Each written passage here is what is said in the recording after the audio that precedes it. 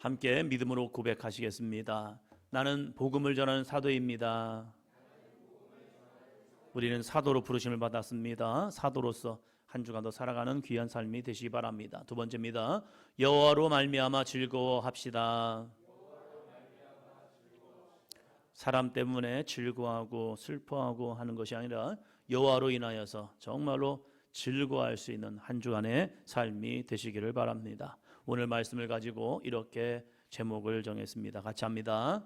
여호와로 말미암아 즐거워하며, 여호와로 말미암아 즐거워하며.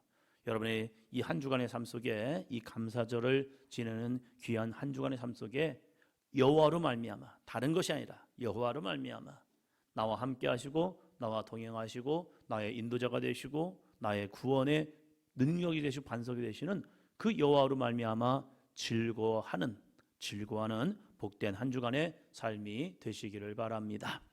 감사 생활에는요 단계가 있더라고요. 감사 생활은 단계가. 그래서 한 1단계부터 4단계까지만 정리해 봤습니다. 같이 한번 읽어보겠습니다. 첫 단계는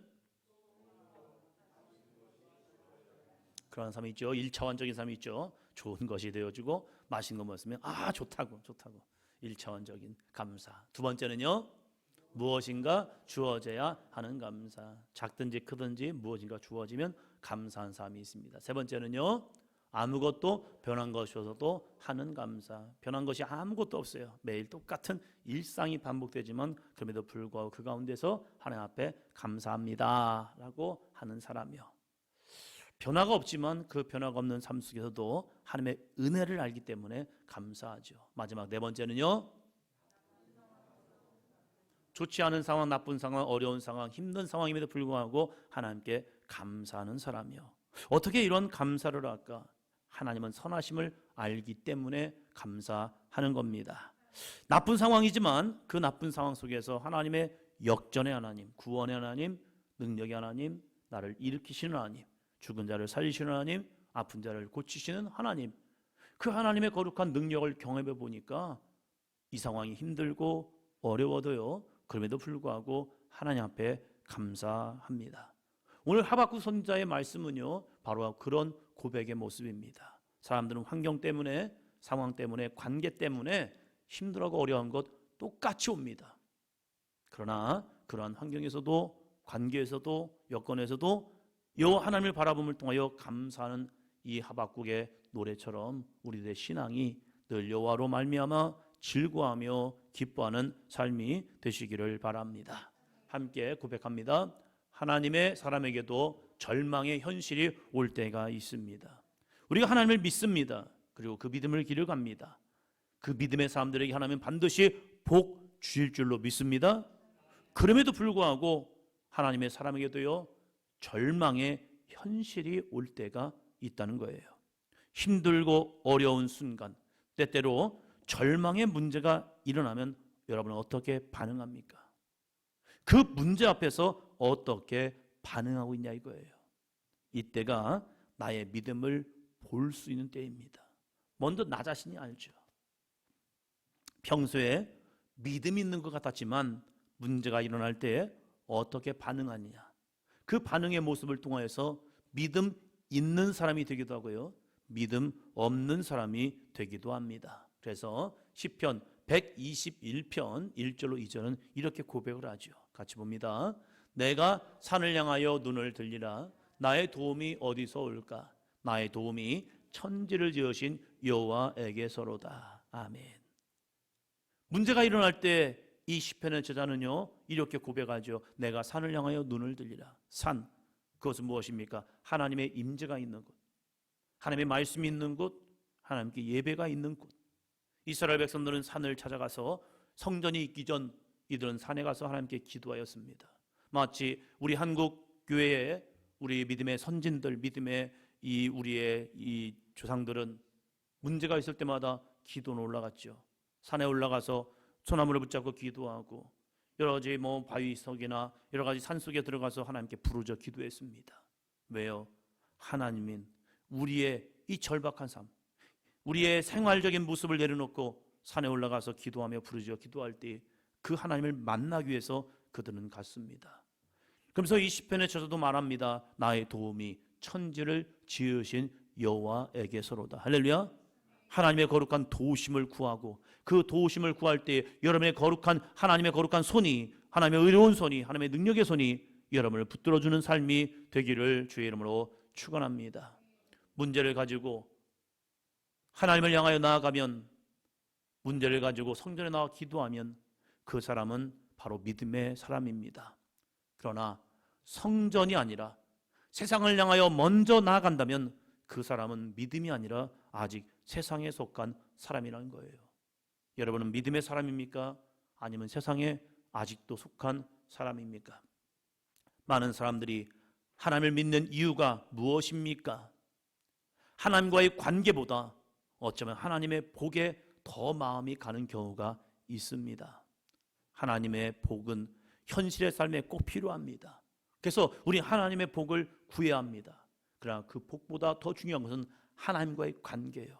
그래서 문제를 통하여서 내가 지금 하나님과 어떤 관계에 있는가, 하나님은 보기를 원하신다는 사실입니다. 믿음의 사람에게 불어닥친 현실은 녹록하지 않습니다. 지금 하나님의 심판을 선포하는 하박국 선지자는 절망스러운 현실, 우리가 믿음을 가지고 있지만, 우리가 하나님의 길을 가고 있다고 하지만 이러한 사람들에게 절망스러운 현실이 오고 있음을 이야기합니다. 그래서 16절 먼저 이렇게 말합니다. 16절 같이요. 내가 들었으므로 내 창자가 흔들렸고 그 목소리로 말미암아 내 입술이 떨렸도다.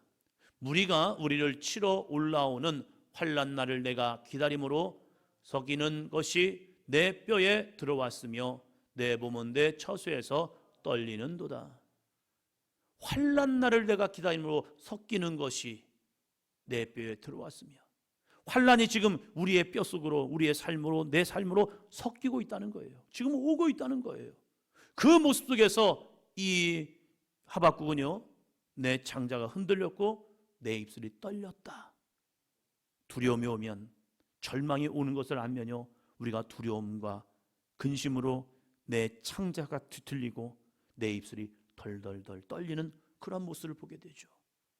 어떠한 심판이 오는데요, 17절 말씀입니다.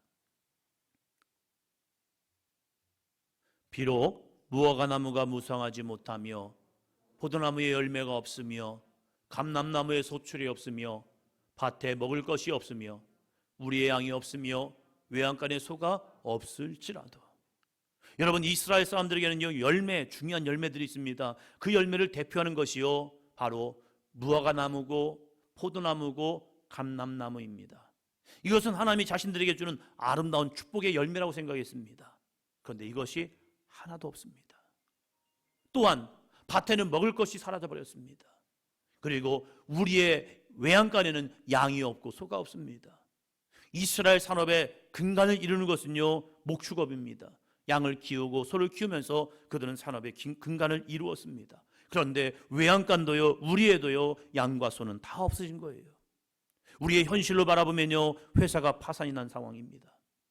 직장에서 퇴직을 당했습니다. 더 이상 나에게 일할 일감이 없습니다. 사람과의 관계에서도 단절되었습니다. 더 이상 도움을 구할 수 있는 사람도 없습니다. 설상가상으로 나의 몸은 병들어 아픈 곳이 한두 곳이 아닙니다. 와, 이러한 절망이 올 때 사람들은 누구나 이러한 절망 속에서 원망과 불평을 합니다. 그러나 우리 믿음의 사람들, 이러한 현실이 오면 어떻게 해야 할까? 이러한 현실이 이 하박국 선지자를 통해 우리에게 다가오고 있는데, 이 하박국 선지자는 우리는 그러면 무엇을 해야 할까? 이러한 모습 속에서 우리는 어떻게 믿음을 지켜나가야 할 것인가? 이것을 하박국 선지자는요, 우리에게 말합니다. 같이 있습니다. 시작. 절망의 상황에서 하나님을 만나야 살 수 있습니다. 절망의 상황이 올 때에, 이러한 문제의 상황이 올 때에 우리는 하나님을 만나야 살 수 있습니다. 결코 세상에 우리를 살지 못합니다. 절대 우리의 환경이 변한다고 우리를 살리는 것은 아닙니다. 순간은 우리가 버틸 수는 있습니다. 그러나 우리는 영원히 살 수 없다는 거예요. 문제와 아픔, 절망을 만났을 때 문제를 보면 마음이 낙심합니다. 다니엘 기도에 2023년도 단일 기도를 시작하면서 오른교회 김은호 목사님께서 첫날 우리에게 말씀을 주셨어요. 문제를 보지 말고 뭘 보라고요? 해답을 보라고요. 우리는 문제를 이야기하는 것이 아니라 해답을 이야기하는 사람이 되어야 합니다. 할렐루야. 문제에서 절망하고 끝나는 것이 아니라 그 해답을 바라보면서 믿음으로 선포하며 그 믿음의 길을 주님의 손잡고 가는 것이 우리 성도들의 삶인 줄로 믿습니다.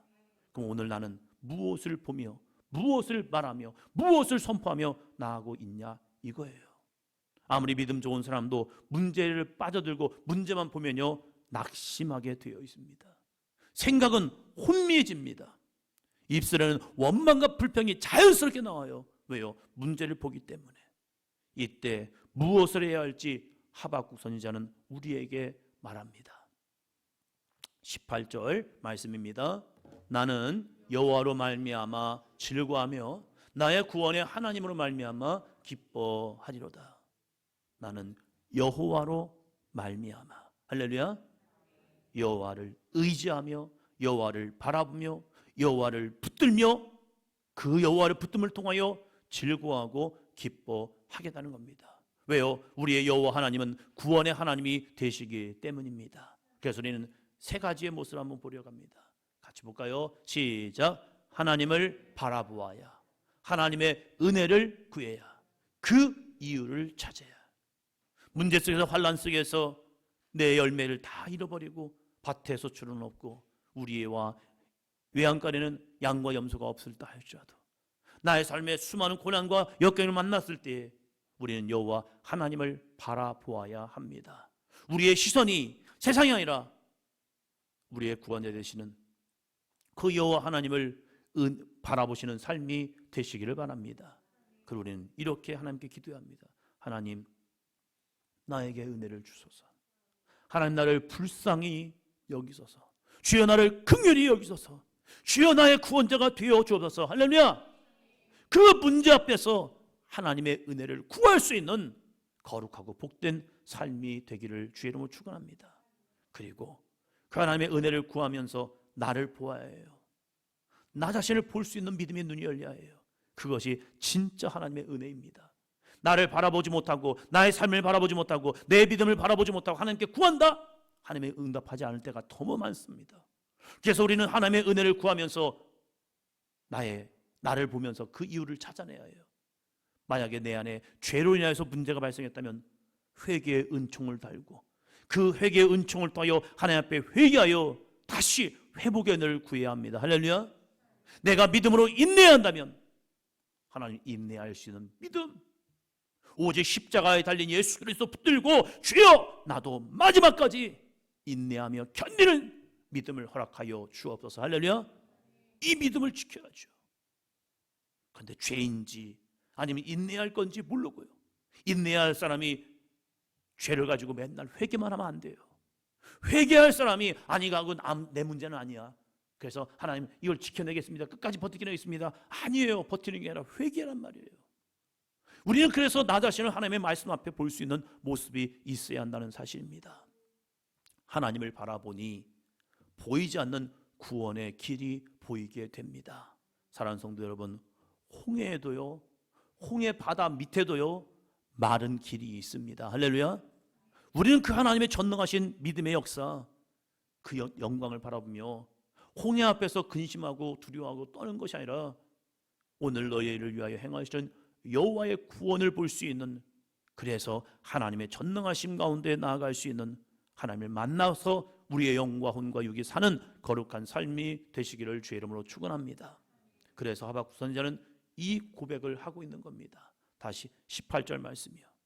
나는 여호와로 말미암아 즐거워하며 나의 구원의 하나님으로 말미암아 기뻐하리로다.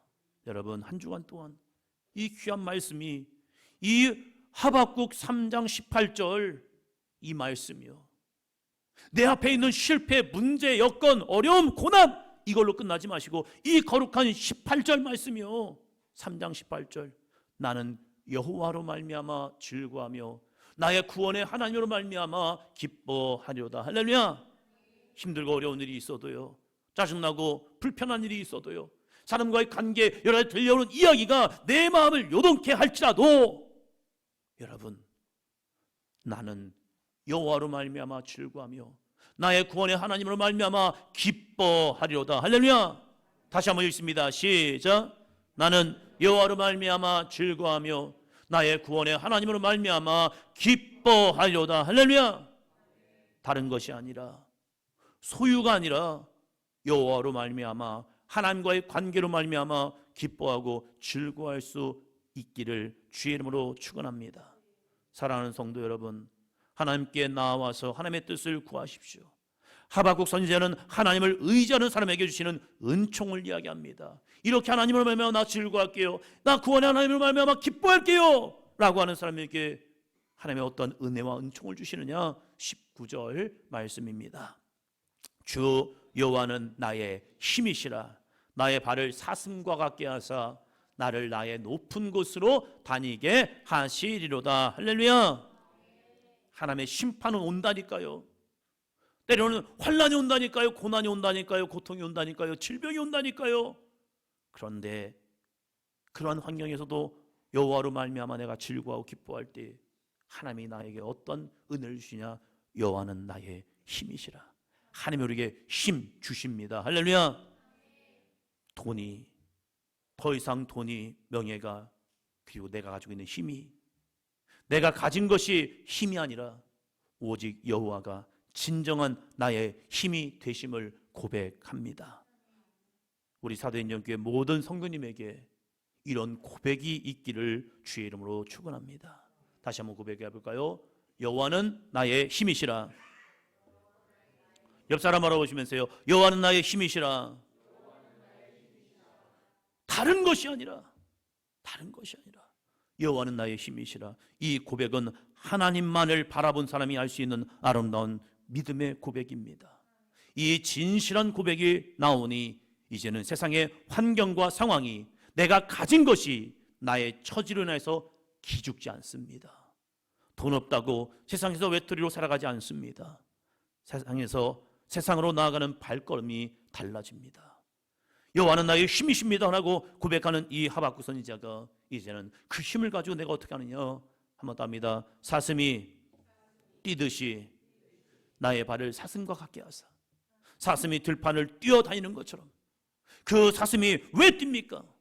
무엇이 많아서, 힘이 있어서, 많은 것을 가졌기 때문에 이 사슴이 뛰어놉니까? 아니에요. 그의 마음에 평안이 있으니 이 사슴이 뛰는 겁니다.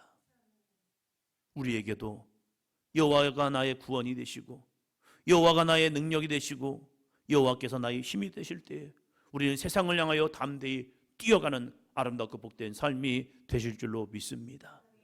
내 안에 힘이 되신 여호와 하나님, 그 하나님이 나와 함께 하시니 세상에 누리지 못하는 기쁨이, 은혜가, 감사가 있다는 사실이에요. 그래서 하박국 선지자는 여호와는 나의 힘이십니다, 이 거룩한 고백을 합니다. 우리는 절망의 상황에서 하나님을 만나시고 그 하나님을 만남을 통하여 이 한 주간의 삶에도 감사, 하나님을 향한 감사, 믿음의 감사, 여호와로 말미암아 즐거워하리라. 할렐루야. 이 고백이 있기를 주의 이름으로 축원합니다. 10일 그저께였죠. 다니엘 기도의 광사로 서신 스티브 모리슨 장로님의 간증을 들으면서 은혜 받은 말씀이 바로 이겁니다. 같이 한번 고백해 볼까요? 우리가 하나님께 감사하는 마음으로 행동하면 하나님께서는 우리에게 더욱 감사해 한다. 감사해 하신다. 우리는 이 성탄절이 되면 하나님이 주신 거룩한 선물 예수 그리스도의 은혜면 감사하죠. 그래서 하나님 감사합니다, 하나님 감사합니다만 해요. 그런데 이 스티브 모리슨 장로님의 부모님들, 이번 이 성탄절에는 우리가 어떻게 하나님께 무엇으로 감사를 드릴까? 그것이 해외 입양. 아직도 자기에게는 자녀들이 3명 있었고 입양한 자녀가 또 1명 있었는데 거기다 또 입양을 한다? 우리로서는 좀 상상할 수 없는, 생각할 수 없는 그런 모습인데 우리가 어떻게 해서 하나님 앞에 그 감사를 드릴까? 받는 것이 아니라 하나님께 드리고자 하는 그 마음 속에 또 다른 아이를 또 이방에서 자기들의 자녀로서 키우고자 하는 그 마음을 주셨을 때 순종해 나아가는 모습. 자기도 그 사랑을 받았는데 받은 걸로 끝나지 않고 그럼 나는 또 어떻게 감사할까? 그 양부모들의 믿음의 삶, 축복의 삶을 본받아서 자기도 자녀를 낳고 또 다른 자녀들을 또 입양해서 양육하면서 키우면서 하나님이 주신 거룩한 은혜를 흘려보내는 그 장로님의 모습을 보면서 맞아, 감사는 입술의 고백이 아니라 믿음의 행동에 있구나. 우리가 이제 다음 주에는 추수감사절 지냅니다. 우리가 추수감사절 지내면서 다시 한번 우리의 마음속에 하나님께서 2024년도 행하신 놀라운 은혜와 능력의 구원에 감사한 모습이 있다면 우리가 어떤 행동으로 하나님께 감사함을 드릴까 나아가시기를 주의 이름으로 축원합니다. 시편 116편 12절은 이렇게 고백합니다. 같이요.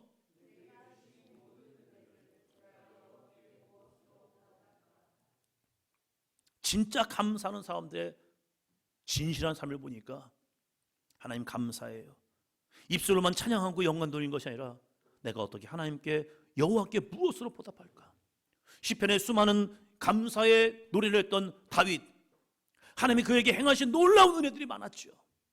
정말로 보잘것없는 목동 소년 다윗을 하나님이 그를 선택하셨고, 정말 어쩌면 아무것도 쓸모없었던 이 다윗을 하나님의 마음을 주셨고, 그 마음에 감동되어 나아갈 때에 골리앗이라는 이 거인 장수를 이기는 능력의 삶이 되었고, 그가 가는 어느 곳, 그가 가는 곳곳마다 여호와께서 다윗과 함께 하심을 통하여 그로 이기게 하셨더라. 할렐루야. 놀라운 은혜가 있었잖아요. 놀라운 역사가 있었잖아요. 수많은 죽음의 문턱에서 하나님이 그를 구원하신 은혜가 다윗에게 있었잖아요. 이 다윗은 하나님께 감사 찬양의 노래를 지으면서 하나님께 많은 영광을 드렸어요. 근데 거기서 끝나지 않았더라고요. 다윗은요, 자기가 이 좋은 왕궁에 거하는 자신의 삶을 바라보면서 내가 어떻게 하나님 앞에 여호와께 무엇으로 보답할까? 그래서 그는 한 가지 소망을 했죠. 내가 여호와의 성전을 짓고 싶습니다. 하나님이 거하시는 하나님의 임재가 있는 거룩한 성전을 짓고 싶습니다. 야, 너가 아니라 너의 자녀를 통하여 성전을 짓겠다. 됐네, 끝났네, 멈춰선 것이 아니라 그는 그의 아들이 성전 건축을 할 수 있도록 모든 재정적인 지원을 했고, 모든 필요한 물건들을 미리 사놓음을 통하여서, 미리 준비함을 통해서 다윗 이후에 솔로몬이 성전을 아름답게 지을 수 있도록 그는 여호와께 무엇으로 보답할까? 그래, 성전이다. 이 마음을 통하여 하나님 앞에 거룩한 믿음의 헌신을 했던 이 다윗처럼 우리가 다음 주 2023년도 추수감사를 지냅니다. 크고 많고 적음이 문제가 아니라 우리의 마음과 정성을 다하여 내가 여호와께 무엇으로 보답할까? 여호와는 나의 구원입니다. 나는 여호와로 말미암아 즐거워합니다. 입술의 고백이 아니라 우리의 삶의 고백으로 이 추수감사절을 함께 준비해 나가는 아름답고 복된 삶이 되기를 주의 이름으로 축원합니다. 감사는 형용사가 아니라 동사입니다. 내가 어떠한 믿음의 삶으로 고백하며 나가며 살아가느냐. 한 주간도 여호와로 말미암아 즐거워하며 기뻐하며 감사하며 우리에게 주신 거룩한 은혜를 흘려보내는 저와 여러분이 되기를 주님의 이름으로 축원합니다.